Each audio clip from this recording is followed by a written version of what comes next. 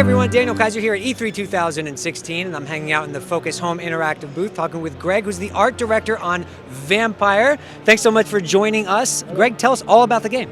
Vampyr is a third-person action RPG. It is set in London in 1918, right after the First World War, in the midst of the worst pandemic the world has ever known, the Spanish flu. So those are very dire times. And you play as Dr. Jonathan Reed, who just came back from the war. He was a field surgeon actually in the army. You come back to London and something terrible happened. You wake up in a mass grave and you try to make sense of what happened and your new nature, because you wake up as a vampire and you have a lot of questions. Yes, it sounds like there will be a lot of questions. Now the art style, specifically in this game, you went a really interesting direction. It's very realistic, but it also has a uniqueness to it. So talk about your approach. Well, we wanted to depict the kind of bleakness and darkness of the setting, and we wanted to bring back the gothic aspect of the vampire. That's why we picked London, and that's why we picked kind of a photorealistic approach to the lighting. But we were very inspired by Phil Hale's painting, depict sculpted figures. So we kind of sidestepped the photorealistic approach to every character and took that kind of a chiseled reality aspect. There's been a lot of games featuring vampires and set in London, but this one seems like it's offering something a little unique. So talk a little bit about the moment-to-moment gameplay in Vampyr. So it's an action RPG, so there's definitely some combat element to it. A good portion of the game is about combat, but it's not a beat them all.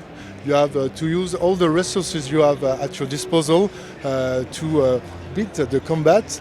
You're gonna have vampiric powers or some other ability. You can choose your own path where you go as far as your vampiric abilities are concerned.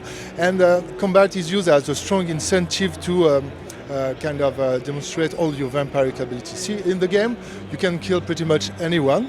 All the citizens which have stories, who interact with each other, as a vampire, you can kill them. And you draw so much power when you kill them, and combat is the place where you can feel that power. So there's really a strong incentive to kill, but as you will realize very soon, there are also dire consequences.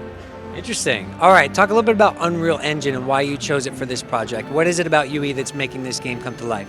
Well, DONTNOD has always worked with the Unreal Engine. Remember Me and Life is Strange with Unreal Engine 3.